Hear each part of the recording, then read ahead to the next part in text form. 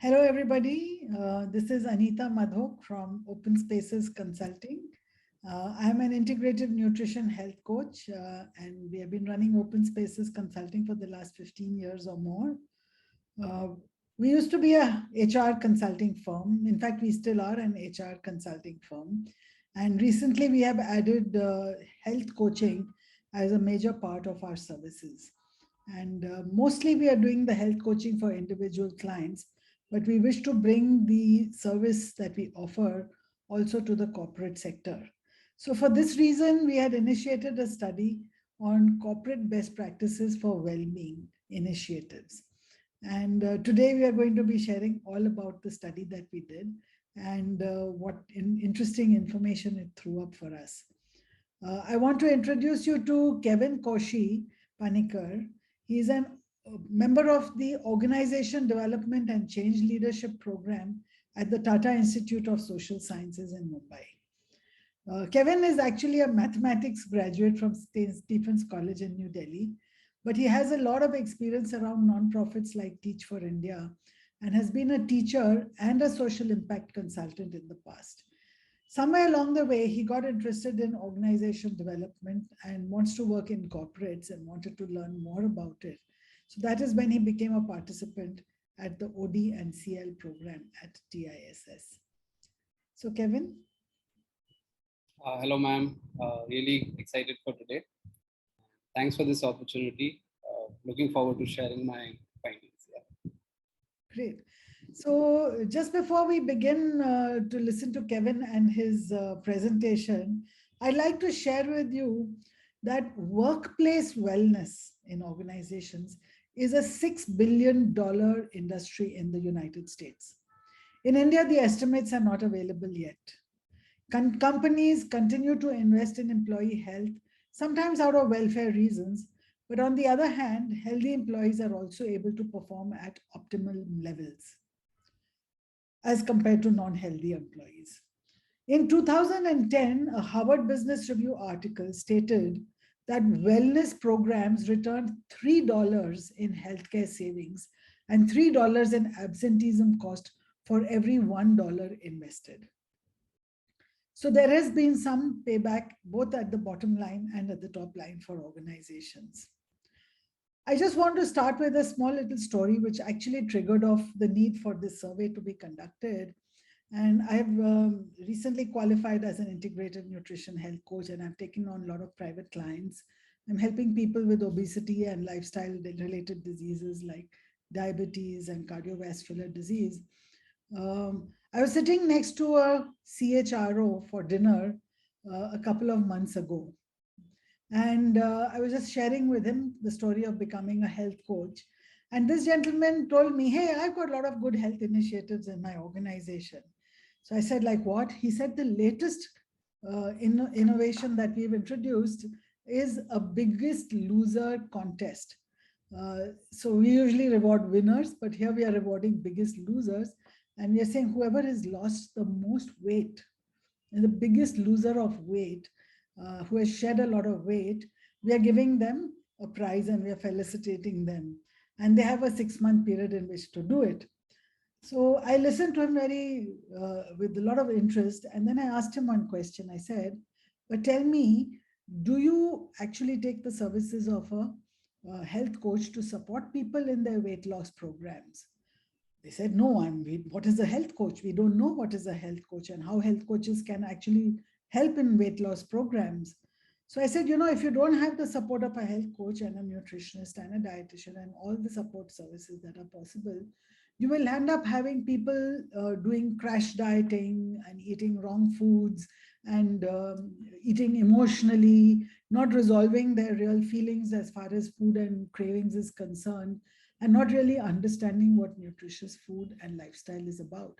So with the help of a health coach, you can actually help people lose weight in a healthy manner. If there is no support of a health coach, there's a 80 to 90% resign rate, which means 80 to 90% of the people who have lost weight at one time tend to go back. But with the health coach services, that percentage gets reduced significantly. At corporate levels, even in our work, we find there's almost no attempt to help employees deal with disease management or lifestyle management. And usually in India, if an employee develops diabetes or cardiovascular disease or asthma or any other lifestyle related disease, allergies, or chronic ailments, it is usually left to them to individually cope with finding themselves the doctors and support and health coaches and programs that can help them deal with the disease. The health insurance that is provided by companies may pay for some of the expenses, but the support of a health coach or psychologist is generally not thought of. So it results in only temporary management of symptoms, and the person becomes dependent on medicines rather than have a lifestyle transformation, which can actually remove the disease from his life completely. Ask me, I did that with myself when I managed to reverse diabetes 3 years ago and lost a lot of weight, and I've kept it that way.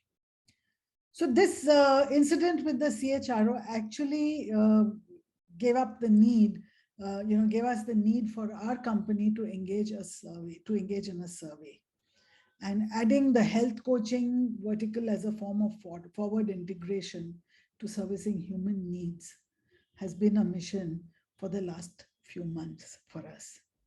So that's when I reached out to Tata Institute of Social Sciences, and they referred Kevin to me to be able to undertake this research to help us understand that beyond individual clients, if I take on corporate clients, what is the nature of the need and how is it felt and how it's understood and how will it pan out for us in the long run. So, Kevin, I'd like you to say a few words right now about all the things I've just said. So yeah, Dr. Madhuk, I think that's very well put. The kind of the need and the urgency of the matter and how employees in India and across do require this assistance for a sustained change in lifestyle. And rightfully mentioned by you how there is a dependency on insurance and medical assistance, but a sustainable and self-driven change to lifestyle is something that a coach comes in handy. And for me also, this was a new information or knowledge that I wasn't aware of a system like health coaching existing before. I was aware of basic things that corporates do with respect to insurance. These days, a lot of psychological assistance also, and even virtual consulting, right? But this was a very new domain for me to also explore and see how corporates really think about an intervention like this or a support like this for their employees. So yeah, I think this was a amazing project to work on, something that I've never worked upon, and really loved working with you on it. Get your insights on why this is so immediately needed in India. So yeah, I'm excited to share like how the finding or the research went. Yeah. Great. So now over to you. I would love you to share the results of your survey and make your presentation here. And the world at large will be grateful to you for having shared all the stuff that you came up with. Yeah, I'll just share my screen.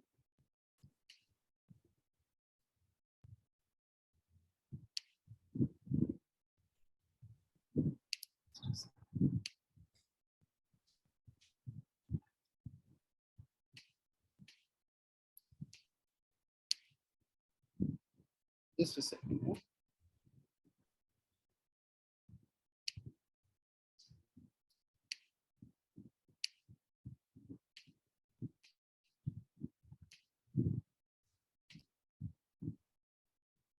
All right, can you see my screen? Yes. Awesome. Great. So Dr. Madhuk and I started working on this project in February as part of my field immersion internship of my second semester.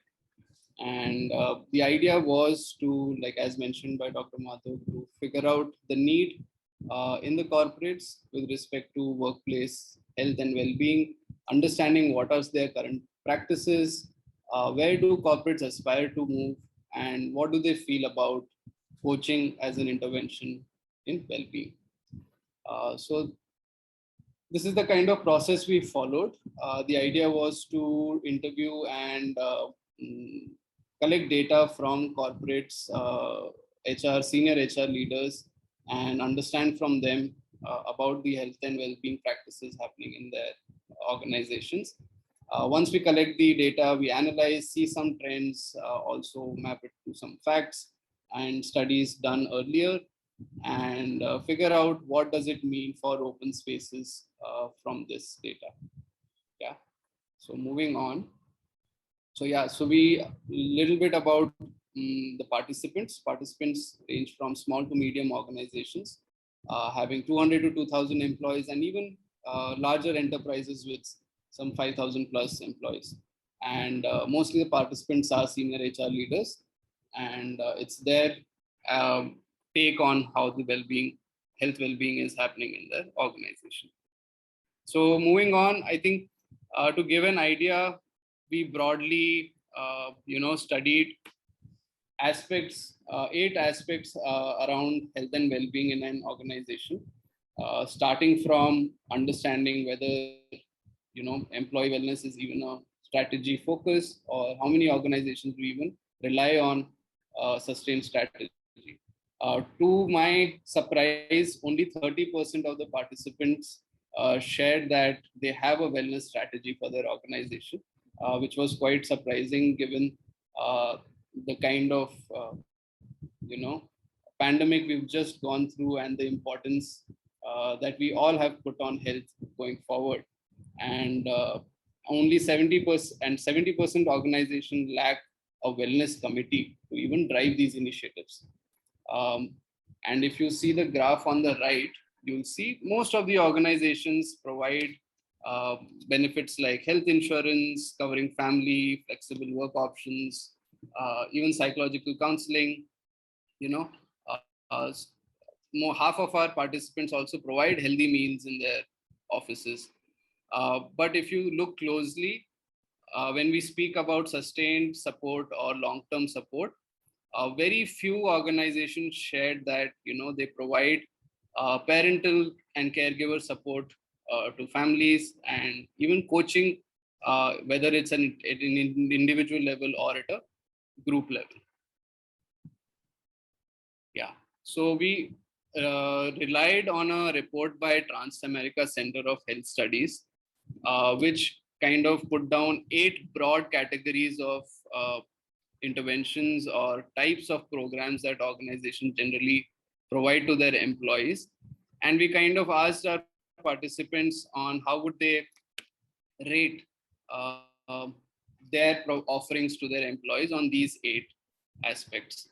And if you pay attention over here, most organizations provide education and training programs like webinars and for mental health and even normal health and well-being check for themselves.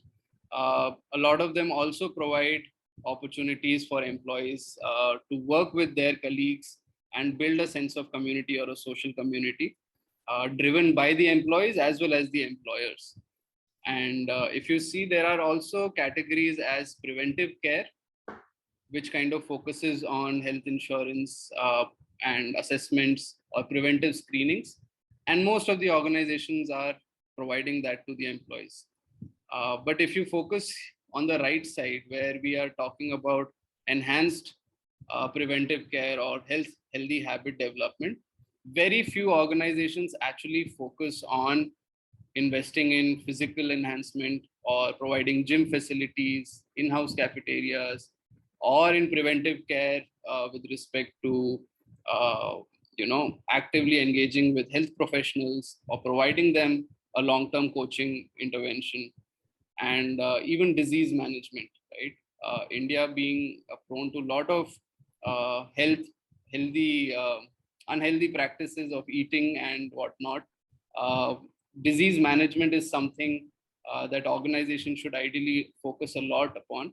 but only 62, around half of our participants shared that they actually help employees manage the diseases that they're going through. So moving on, if we talk about workplaces, most organizations promote good eating habits, maintaining healthy relationships, and finding a purpose in the work they do. But the most least promoted habits from our survey came out to, getting as simple as getting a full night's sleep every night, or avoiding substance like alcohol or tobacco, and even practice spirituality to find that deeper connect with life. And moderately being promoted are weight loss and managing stress, setting personal goals.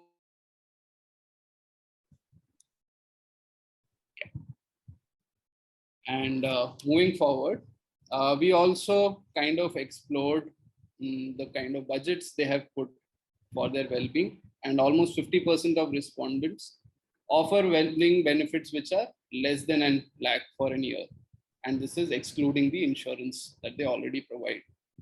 And 85% respondents share that there is a strong need for improvement in the kind of policy they are driving right now for a long-term change. And you can also see some challenges being mentioned by them. Driving adoption and engagement. So there are initiatives, there are practices, but driving them to the complete engagement and good adoption is something people are facing issues with. And of course, I think the dilemma of employees' time. How do we compete with the productive time that an employee needs to put for work, and also practice in well-being opportunities? And finally, the third most picked challenge is assessing the return on investment. So seeing the benefits of these health initiatives is another thing that stood out very clearly, along with limited budgets and personalizing the programs. Yeah. And we also checked on the aspirations and how organizations aspire to change or bring any upgrade to their programs. And most of them shared that we need to up the awareness and adoption of these initiatives. So initiatives are being taken, but are they being adopted is a question. Involving senior leadership for a stronger buy-in, along with tracking some data of improvement, getting some real-time digital tools, and of course, again, personalization.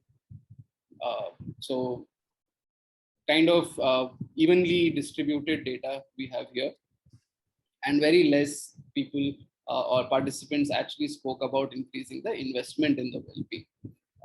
So yeah, moving on, if we see some verbatims from our participants, it's kind of something similar to what I shared. What's standing out is the wellness committee and champions, women health, and especially preventive healthcare. And finally, we also explored their perspective on coaching as an intervention. 62% of respondents believe that coaching is necessary for a long-term and sustainable lifestyle change. But only 54% respondents showed interest in participating in a workshop, which will be around health and well-being goal setting process. So you can also see some of the verbatims that they shared from an expectation point of view. Participants are looking for deeper commitment from employees for a healthy change. They're also looking for creating more self-aware and educated workforce, and driving more awareness of health and well-being. So we are at an awareness level, but at an action level is something that I found it to be little missing. And finally, about 6-month health coaching program, which is the offering of the Open Spaces Consulting. 62% respondents are reluctant to, not interested, or maybe confused about the programs or their effectiveness.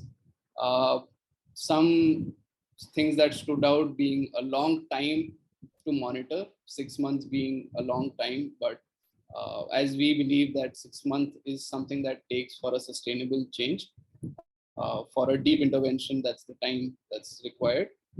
Budgets, ROI, so a lot of confusion around what the program will be about, or how will we actually figure out whether it's actually creating any impact. Uh, so yeah, some of them already have partners doing it, and some limitations are around budget and priorities that are currently existing. So yeah, this was a snapshot or a brief of how our research or analysis looked like. Over to you, Dr. Madhav. Anything else you'd like me to add here? That was excellent. And, if you just stop the screen sharing, we can go back to full screen. One of the big things that, I understood from your work and the study that you did, independent of, so many other criteria, was the lack of awareness about what health coaching really is. That was the biggest impact that I saw, because people have not yet understood the role of a health coach. So when it comes to lifestyle improvement and lifestyle management, there's no one size that fits all. It's not like one seminar and you believe, you're going to tell everybody what to eat and how to eat, and they're going to do it. Everybody knows they should eat more veggies, they should eat more fruits, and they should have more salads, and they should eat low carb foods, etc. Everybody knows the principles of good eating, and everybody knows they should sleep well, drink more water, and have great relationships. But the fact is, it doesn't happen. And no amount of doing 1-day programs or 2-day programs will actually make it happen. It does take a 6-month window and a continuous connect, which only a health coach can provide over a 6-month period, and to see the nature of the challenges faced by each individual in his journey to health transformation. So that 6-month coaching program is a very essential part of health management, I would say, in bringing people to good health practices which they can incorporate in their daily lives. So I do believe that's the first thing. The awareness about health coaching, and the fact that it takes up to 6 months sometimes to make a change happen, is one of the big criteria. So while we are having a lot of success in our one-to-one coachings in our private clients, we have not yet found much interest in corporates because of this lack of awareness about what it is. The second is, I do believe there is an overfocus on medical assistance. Just because we've given a health insurance package to our clients, to our employees, we believe that they should be able to take care of their own health, and we don't have any other responsibility beyond that.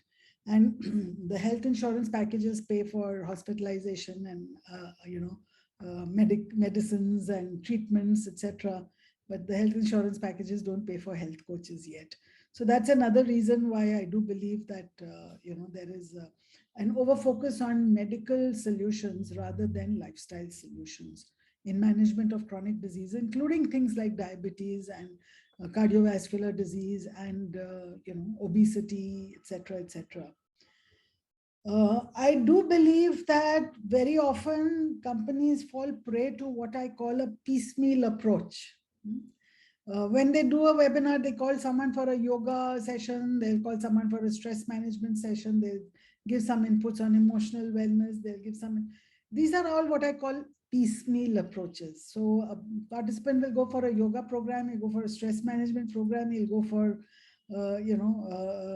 health consultation with the doctor, annual health checkup, and he'll go for emotional wellness program. And but there is no integrating of all the inputs that he gets. And the inputs are all outside in, it's not inside out. It's not about working with your health issues and awakening your need to heal yourself, which is what a health coach does. So it's a very piecemeal approach that you will do some yoga, you'll do some stress management, you'll do this, you'll do that, but none of it actually works. And we have seen that people say, I'm trying to lose weight, but then this happens. Or I'm trying to manage stress, but then this happens. I'm trying to, reverse my diabetes, but this happens. So there are lots of reasons why it doesn't work. And the biggest reason is we have taken a piecemeal approach, not an integrated approach. When we do our 6-month program, we begin with deep seeding of the intention to heal at the mind and body and the heart and the soul. And once the intentions are seeded deeply inside, we go about exploring strategies for changing your lifestyle, for finding solutions that work for you, and what works for you may not work for another person. So the approach of a health coach is quite non-prescriptive, and it achieves results because once the person has traveled on the journey is irreversible and it's irreversible. So we change life and lifestyles in irreversible ways. So I just wanted to close with that. But Kevin, tell me, I have a little bit of questions for you. What did you take away from this program? And what is it that you learned about health, and how did it make you more aware about health, and what did you do about it? I think did impact me a lot. Our 1 month or 1.5 month engagement, because our conversations revolved around having a good lifestyle. Like, even you sharing about what does it even take to make those changes last long, right? So, and me being in this or entering the environment of work and, also going through a lot of stress and, workload and whatnot, it does make you think, like, the kind of balance that I'm setting for myself. So definitely helped me question that and, rethink about the kind of time I spend in what and what needs to change. So I think one of the biggest improvement or self improvement that I thought of, and I am kind of following till now, is adding more hours of physical fitness. So whether that's going to the gym or getting involved with a group of sportsmen. So like now, right recently, I made friends with a football team near my house who are very regular. Weekly, like at least 3 hours of football we get. So that's something that I have kind of promised for myself, that every week I'm going to put that much time out along with some more gym, right? So I think those are few improvements. Sleeping on time, not going all nighters for work, and managing my time also much better. These are like all small fixes that I'm trying to make to my lifestyle.